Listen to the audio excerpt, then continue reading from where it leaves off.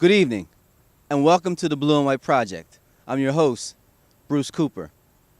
We love to bring you stories about our brothers and sisters in blue that are exciting, interesting, intriguing, and stimulating.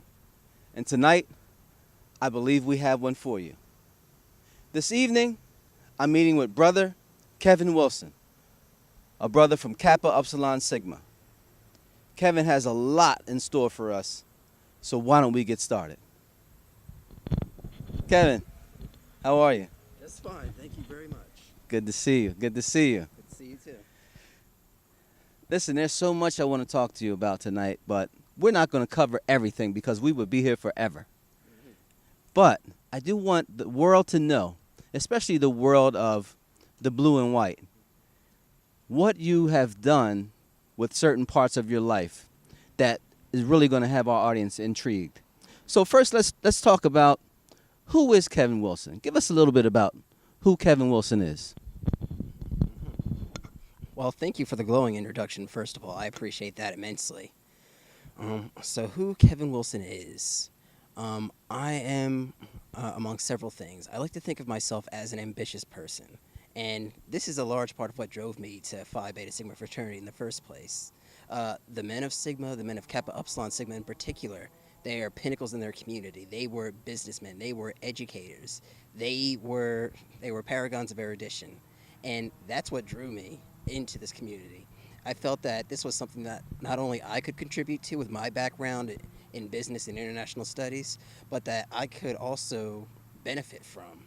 And the work that I try and do, whether it's in the United States, whether it's around the world, or whether it's in the capacity of an educator, which I'm increasingly embracing, this is a community that I feel very much at home in. And there's a lot of synergy that I am looking forward to embracing. Well, let's talk more about that. You mentioned what you do abroad and what you do in other nations.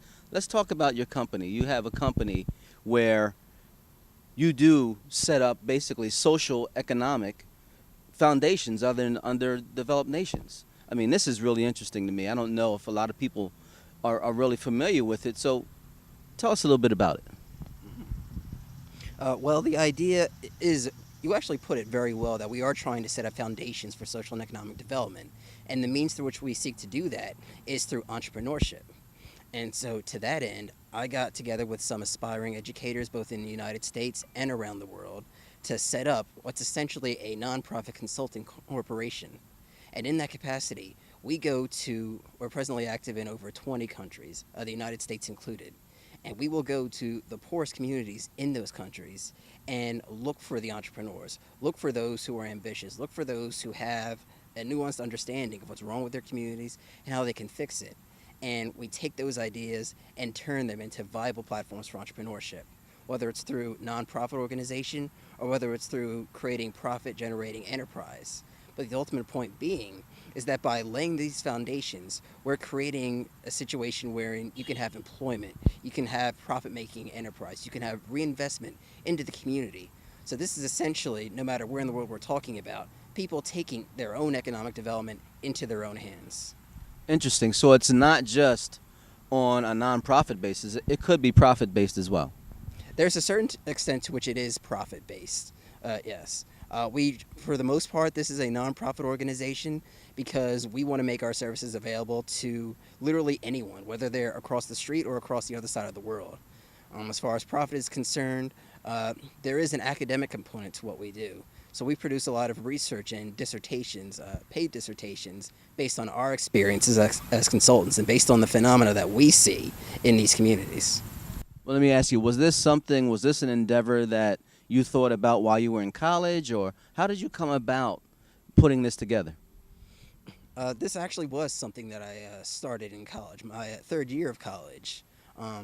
It was actually a research project that I did for my honors thesis, and from there it sort of blossomed into a manifestation of several passions that I had.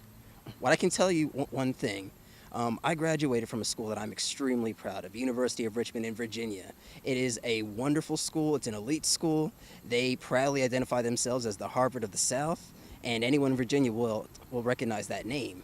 But I would see people graduating, people my own age graduating from Ivy League institutions, on paper the best educations in the world, struggling for employment. But there's a disconnect there. There's something inherently wrong with this because we're talking about the most educated generation in human history, the most technologically savvy generation in human history. They should not be struggling to find a job. Job creators, providers of jobs, they should be tripping over themselves to find this group of people and not the other way around. So one of the many motivations behind this organization was a personal conviction that no one with that level of skill, that level of ambition should ever have to struggle to find employment. And if employment can't be found, they should have the means to create it.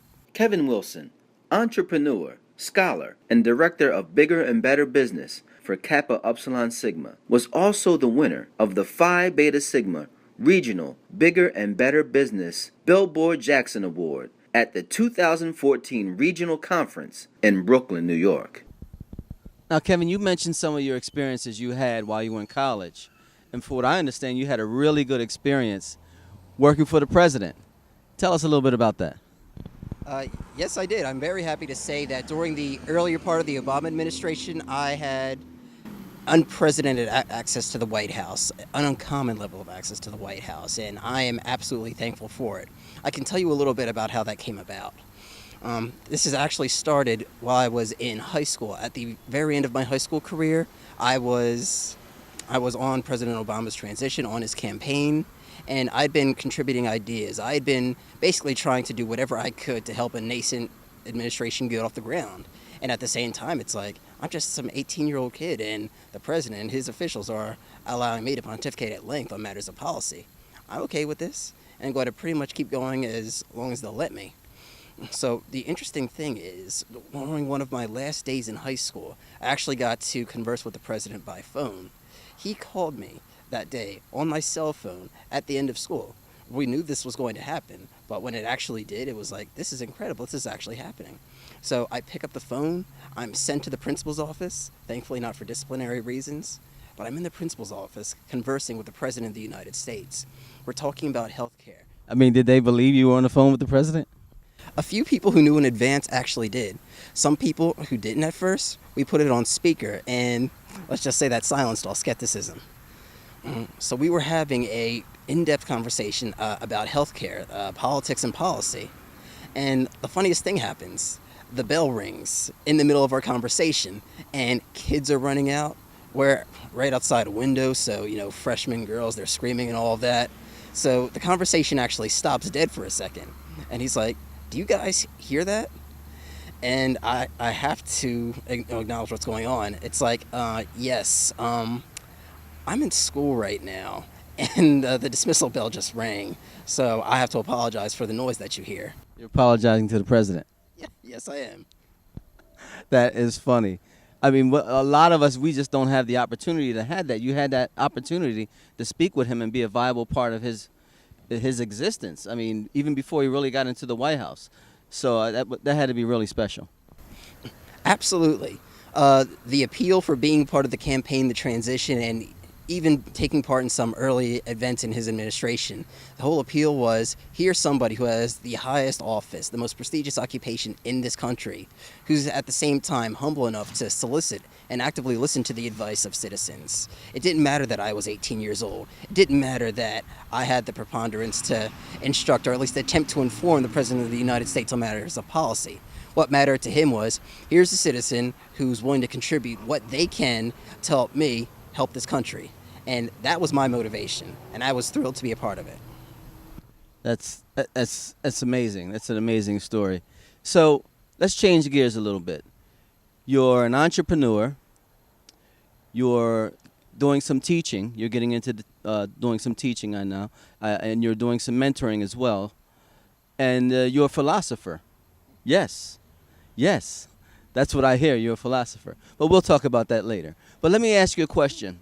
Let's change gears and let's go on to the chapter. You're the director of social action. It's another year for the chapter. The chapter is looking for big things from you. What can they expect from you this year as a director of social action? Well, three main things. First thing, since last year was my first time being the director of social action, I'm looking for a substantial increase in the quantity of programs that we do. So we had several good projects last year, which will be scaled in advance this year, but also we're going to try some things that haven't been seen before, but that I think are worthwhile.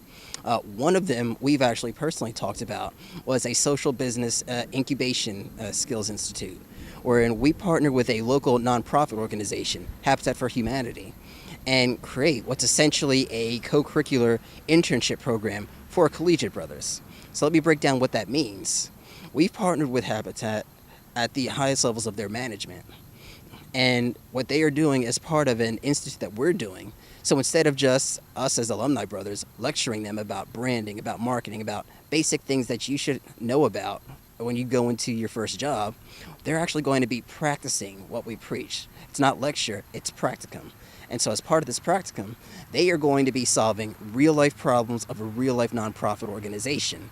The ideas that they generate will be put into use by management. And those ideas, you will be able to see the impact of what these collegiate brothers do. So that's the first main project that we're doing. It's a priceless experience. Absolutely. I found in my educational experience that students are driven by agency. It's one thing to talk about theories and abstractions, and a nerd like me can easily be into that.